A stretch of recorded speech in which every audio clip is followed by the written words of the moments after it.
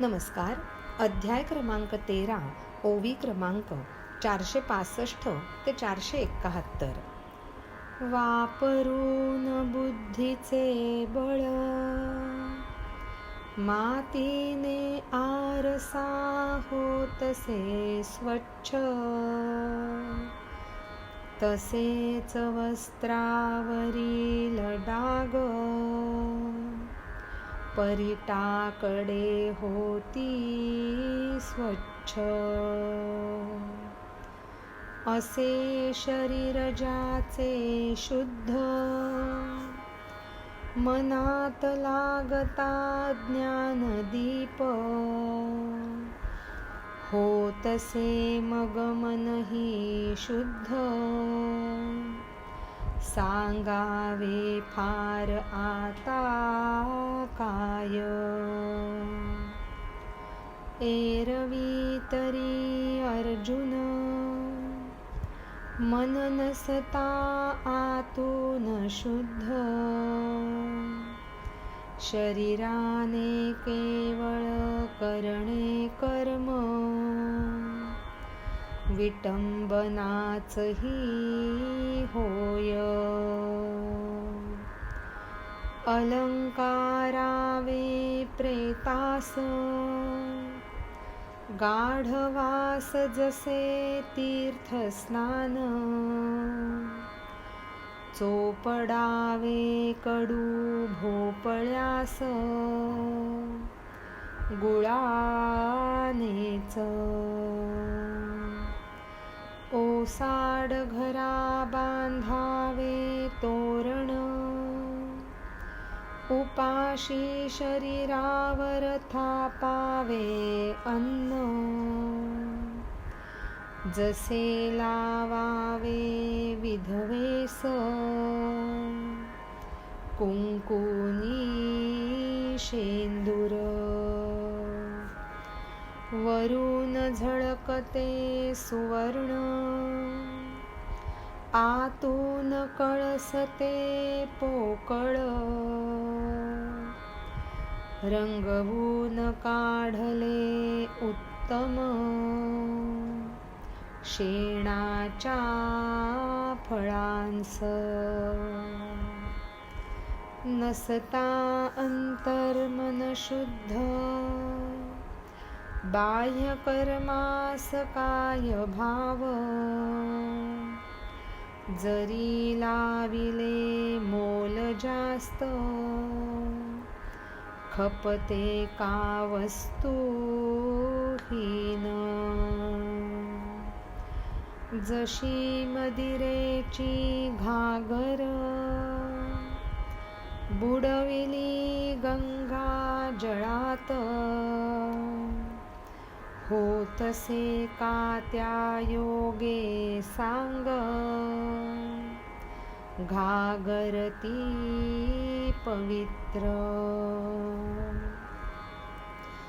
भक्तांनी आतून आणि बाहेरून शुद्ध असणं गरजेचं आहे हे सांगताना पुढे म्हणतात, स्वतःच्या बुद्धीचं बळ वापरून मातीने आरसा स्वच्छ होतो.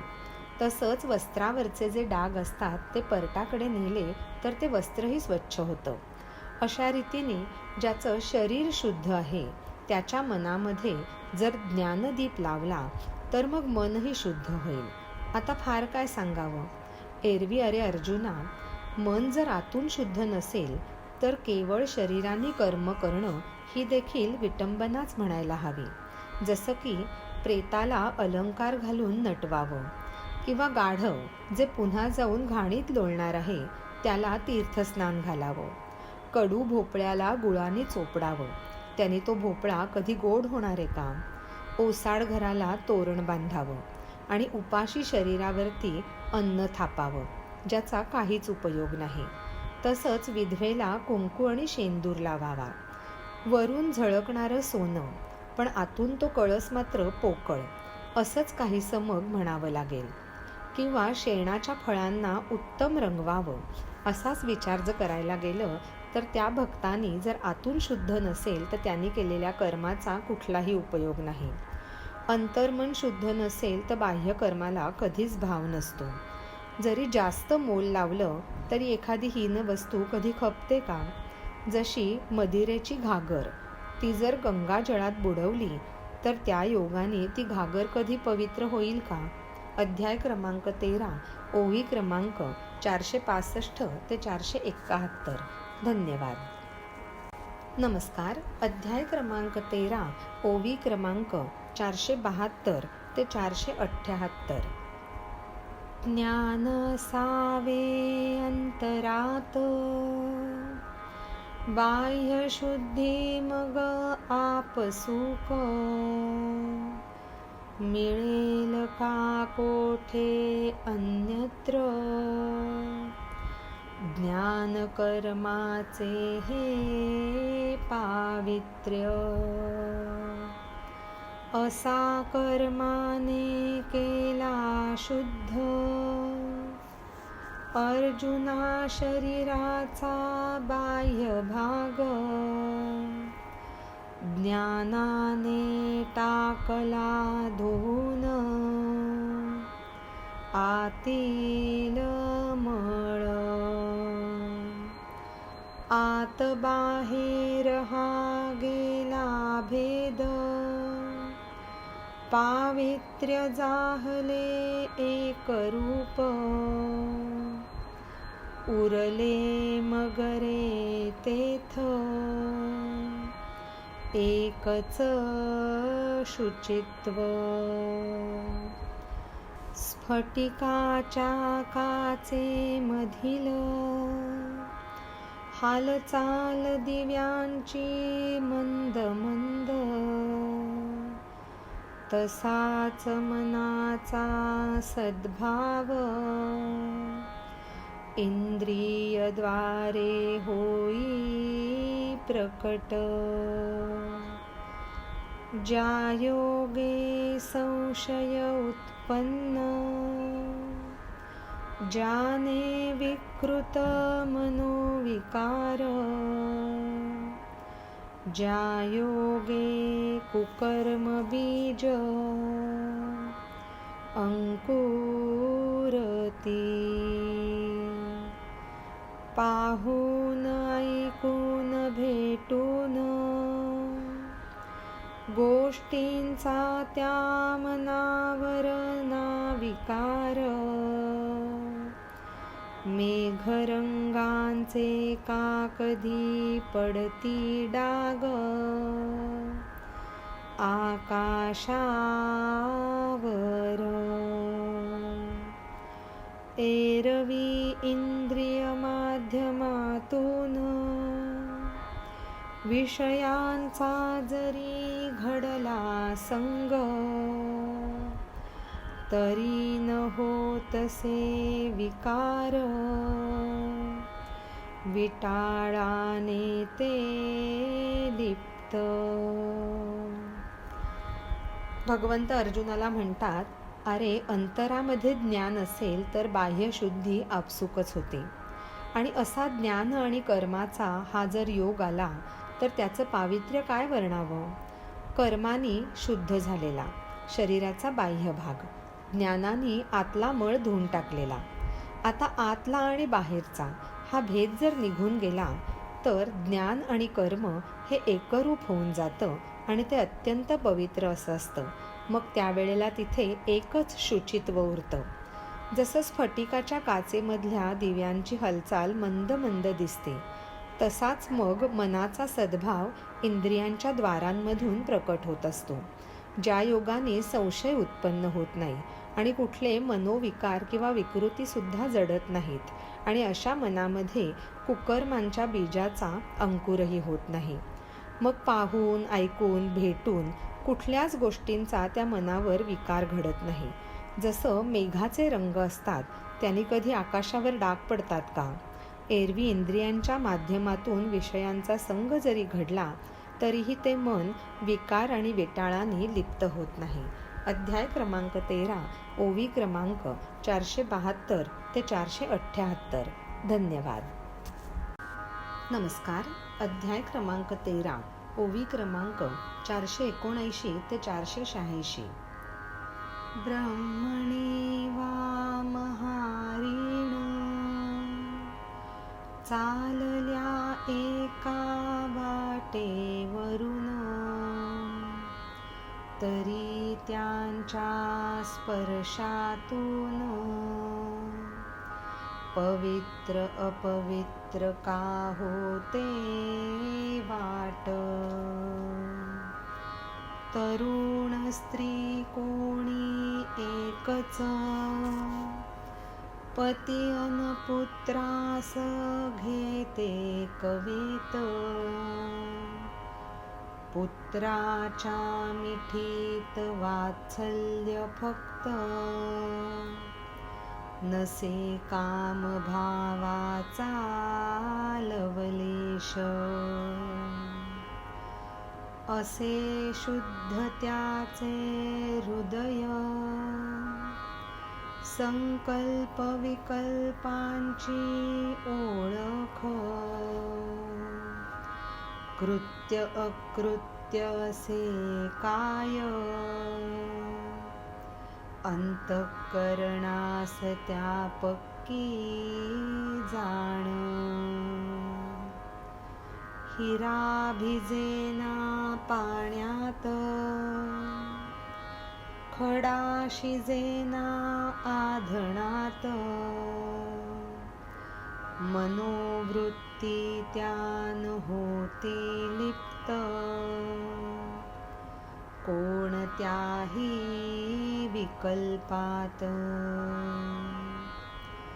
संपूर्ण शुचित्व म्हणती त्यास,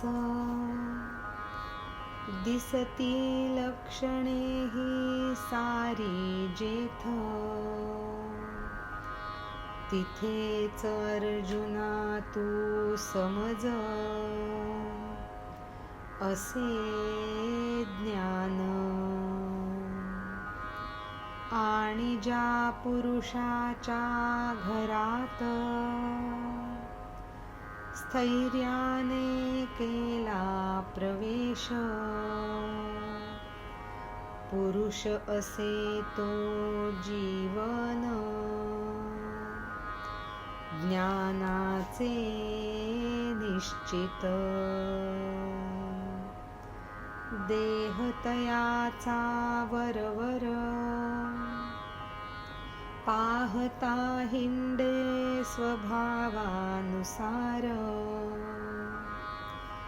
परंतु मानसीचे स्थैर्य, बिघडेना अजिबात. गाय गेली जरी रानात, वात्सल्य ना जाई तेथ. अलंकारादी सतीचे भोग, नसती ते कधी प्रेमळ. मन जर शुद्ध असेल तरच केलेल्या सगळ्या कर्मांचा उपयोग असतो. तर ही मनाची शुद्धी कशी असावी हे सांगताना पुढे म्हणतात, ब्रह्मणी असो किंवा महारीण असो, त्या जरी एकाच वाटेवरून चालल्या तरी तो जो रस्ता, ती जी वाट आहे, ती त्यांच्या स्पर्शाने कधी पवित्र किंवा अपवित्र अशी होते का? किंवा एखादी तरुण स्त्री स्वतःच्या मुलाला मिठीत घेते आणि पतीलाही मिठीत घेते, पण मुलाला मिठीत घेतल्यानंतर त्या जागी फक्त वात्सल्य असतं, तर कामभावाचा लवलेशही नसतो. तसंच ह्या भक्ताचं अंतःकरण शुद्ध असतं. संकल्प आणि विकल्पांची ओळख त्याला झालेली असते.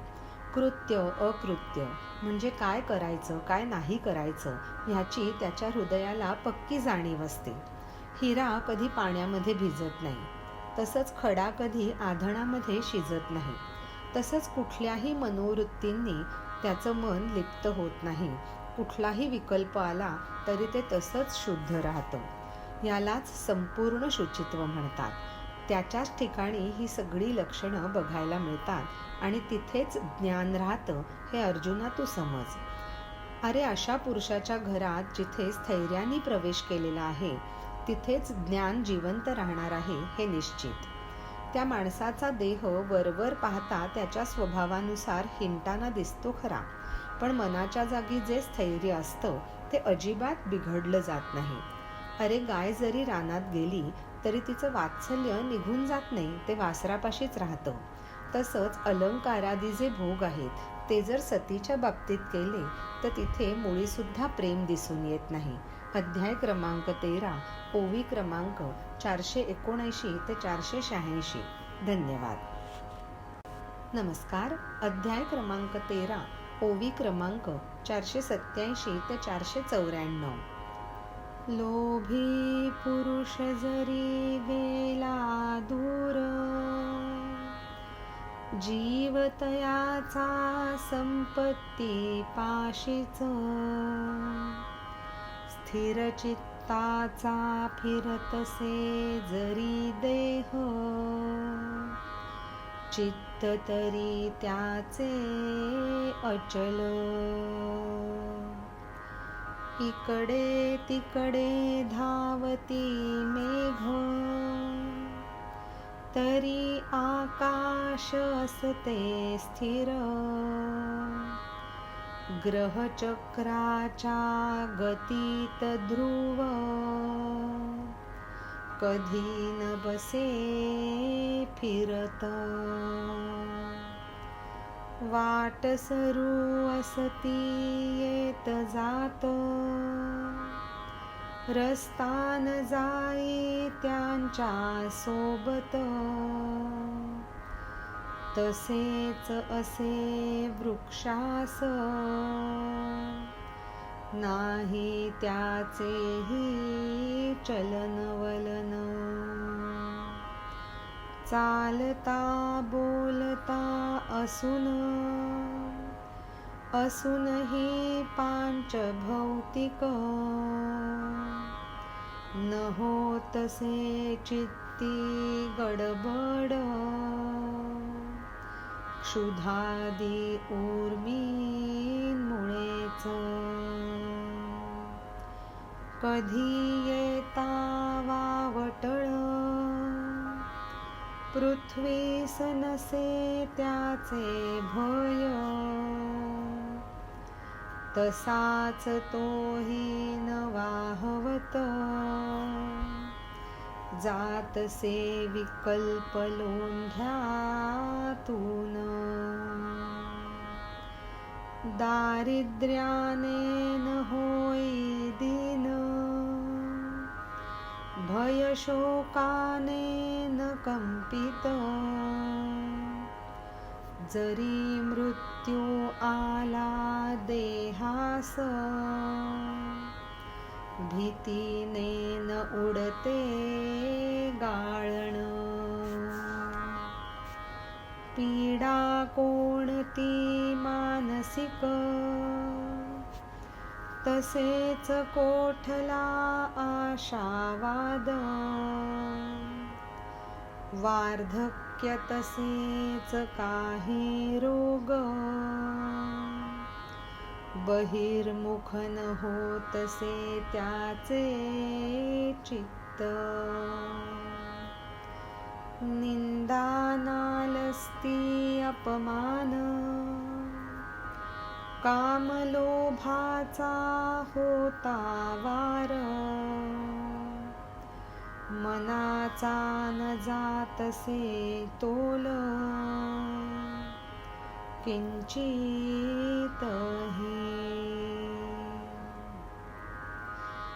ज्ञानी मनुष्याचं मन स्थिर कसं असावं याबाबत पुढे खूप सारी उदाहरणं दिलेली आहेत. जसं की लोभी पुरुष जरी दूर गेला तरी त्याचा जीव संपत्तीपाशीच राहतो. तसंच स्थिर चित्ताचा मनुष्य त्याच्या देहाने जरी इकडे तिकडे फिरत असला तरी त्याचं चित्त मात्र अचल असतं. ढग जसे इकडे तिकडे धावतात पण आकाश मात्र स्थिर असतं. ग्रहचक्रामध्ये ध्रुव कधीच फिरत बसत नाही. वाटसरू येतात आणि जातात पण रस्ता काही त्यांच्यासोबत निघून जात नाही, तो तिथेच राहतो. तशीच वृक्षसुद्धा ते जलनवलन मुळीसुद्धा करत नाहीत, एकाच जागी थांबलेले असतात. तसंच चालता बोलता असून पांचभौतिक असून हा मनुष्य त्याच्या चित्तामध्ये कधीच कुठली गडबड उडू देत नाही. अगदी क्षुधा पिपासा या उर्मींमुळे सुद्धा त्याचं मन अस्थिर होत नाही. जसं की कधी वावटळ आली तर पृथ्वीला त्याचं कधी भय असतं का, तसाच तोही विकल्प लोंढ्यांमधून कधी वाहवत जात नाही. दारिद्र्याने कधी दीन होत नाही, भय आणि शोकाने कधी कंप पावत नाही. देहाला मृत्यू जरी आला तरी त्याची भीतीने गाळण उडत नाही. कुठलीही मानसिक पीडा असू देत किंवा कुठलाही आशावाद असू देत, वार्धक्य असू देत, काही रोग असू देत, त्यामुळे त्याचं चित्त बहिर्मुख होत नाही. निंदा, नालस्ती, अपमान, काम, लोभ ह्यांचे जरी वार झाले तरी त्याच्या मनाचा तोल किंचितही ढळत नाही. अध्याय क्रमांक 13, ओवी क्रमांक 487 ते 494. धन्यवाद. नमस्कार. अध्याय क्रमांक 13, ओवी क्रमांक 495 ते 501. आकाश होऊ दे नष्ट, पृथ्वी जावो विरघळून, परी सोडून आत्म्यास, परत फिरणे न ठाऊक त्यास. फुलांनी मारता हत्तीस, फिरे तो न त्याने परत, तसेच होईना तो निस्तेज, अपमानाने शेलक्या. तरंग उठता क्षीरसागरात, मंदार पर्वतानसे कंप, जळत नाही कधी आकाश, वणव्याने कधीच. शोकमोहादी काही तरंग, आले अन गेले परतून, तरी उडेना गडबड, चित्ती त्याच्या. फार सांगावे आता काय, कल्पांताच्याही समयास, सहनशील अन धैर्यवान, वृत्ती त्याची. स्थैर्य जे म्हणतात, अर्जुना ते म्हणती यास, अवस्था ती असते हीच, डोळसा तू घे समजून. असे हे स्थैर्य आढळ, ज्या पुरुषाच्या देह मनात, मुक्त ठेवा तो खरोखर, ज्ञानाचाच. ब्रह्म, राक्षस आणि सर्प, विसरेना आपुल्या घरास, योद्धा हत्यारास लोभी धनास, नाही विसरत. स्थिर मन असलेला मनुष्य जसं की आकाश नष्ट होऊन जाऊ दे, पृथ्वी विरघळून जाऊ दे, पण त्याच्या आत्म्याला परत फिरणं हे ठाऊक नसतं. हत्तीला जर फुलांनी मारलं तर त्या आघाताने तो कधी मागे वळून पाहिल का? तसंच हा मनुष्य कुठल्याही शेलक्या अपमानाने निस्तेज होऊन जात नाही. क्षीरसागरामध्ये जर तरंग उठले तर मंदार पर्वत कंप पावत नाही. तसंच वणव्याने आकाश कधी जळून जात नाही. शोक मोहादी काही तरंग आले आणि परतून गेले. पण तरीही त्याच्या चित्तामध्ये गडबड कधी उडून जात नाही. फार काय सांगावं, अगदी कल्पाचा अंत जरी आला तरी त्याची वृत्ती त्यावेळेला सहनशील आणि धैर्यवान अशीच असते. स्थैर्य जे म्हणतात ना, ते यालाच म्हणतात. अरे अर्जुना, तू डोळस आहेस, म्हणून ही अवस्था तू समजून घे. तर असं हे अढळ स्थैर्य ज्या पुरुषाच्या देहमनामध्ये आहे, तो म्हणजे ज्ञानाचा मुक्त ठेवाच खरोखर समजावा. ब्रह्म, राक्षस आणि सर्प आपल्या घराला कधीच विसरत नाहीत. तसंच योद्धा कधी हत्यार विसरून जात नाही आणि लोभी धनाला विसरत नाही. अध्याय क्रमांक 13, ओवी क्रमांक 495 ते 501. धन्यवाद. नमस्कार. अध्याय क्रमांक 13, ओवी क्रमांक 502 ते 509. एकुलत्या एक बालकास कधी न विसरते माय, मधमाशीस असे लोभ मधाविषयी. अर्जुना असे कोण जपतो आपुल्या अंतरास, अंतःकरणास आणतो दारात इंद्रियांच्या. इंद्रियांचे येथील काम झपाटेल अंतःकरणास, आशारूपी डाकिण मग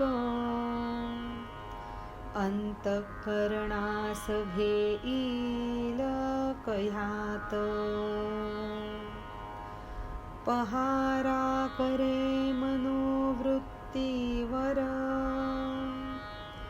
जाऊन येती इंद्रियांजवळ. ढाल गज स्त्रीचा पती कोण, तिलान पाठवी बाहेर. चित्ताचा करण्या संकोच, देह ही जातसे झिजत. इंद्रियांची घालून समजूत, जागेवर ठेवतो त्यांना गोंजारून. मनरूपी महाद्वारात, अंतर्मुख पहाऱ्याच्या जागेत. राखण करण्या यमदमास, उभे ठेवतो शरीरात. आधार चक्रात मूळबंध, मणिपूर चक्री उड्डियान बंध. विशुद्ध चक्री जालंधर, त्रिबंधांची घालुनी गस्त. इडा पिंगलेच्या संगमात, म्हणजेच सुषुम्नेत. घालतो तो पुरुष चित्त आपुले. समाधी रूपी शय्येजवळ, ध्यानास टाकतो बांधून. अंतर्मुख होऊनी रममाण, होतसे चित्त चैतन्य ऐक्यात. आता हे मन इतकं शुद्ध आणि इतकं स्थिर कसं बरं ठेवायचं? तर जसं एकुलत्या एका बालकाला आई कधी विसरत नाही आणि मधमाशीला मधाविषयी लोभ असतो, तेव्हा अर्जुना, असा कोण आहे जो आपल्या अंतराला असा जपतो आणि आपल्या अंतःकरणाला इंद्रियांच्या दारामध्ये येऊ देत नाही? इंद्रियांचं काम असं असतं की ते अंतःकरणाला झपाटून टाकतात. अशा वेळेला आशारूपी डाकीण असते, ती अंतःकरणाला कह्यात घेते आणि मग मनोवृत्तीवरती पहारा न करता ते मन इंद्रियांजवळ जायला लागतं. जसं की ढालगज स्त्री असेल तर तिचा पती तिला कधीच बाहेर पाठवायला तयार नसतो.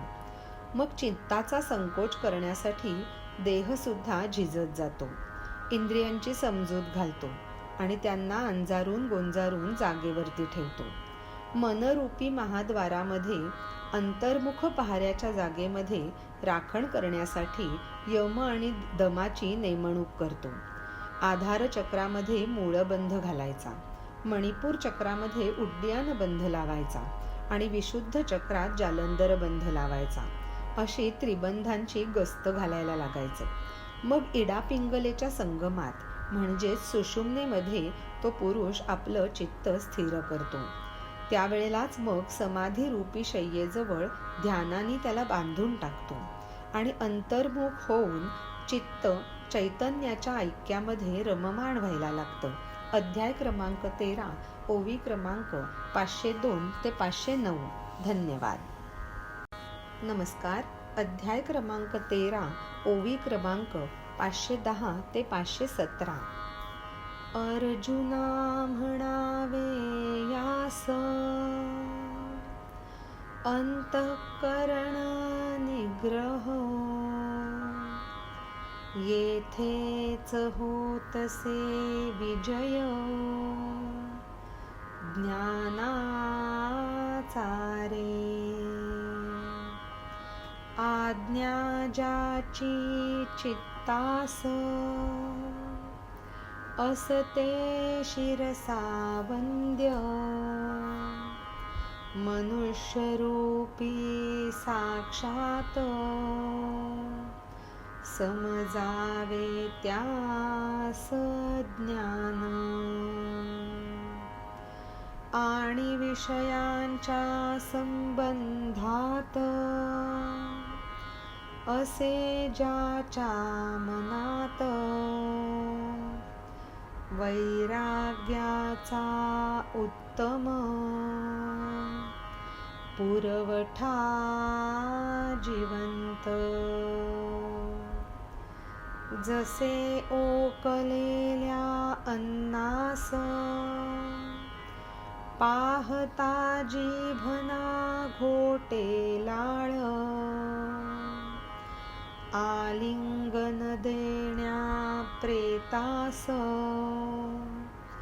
न सरसावे पुढे कोण. कोणान खाववे विष, जळत्या घरात कसा प्रवेश. दरीत ज्या असती वाघ,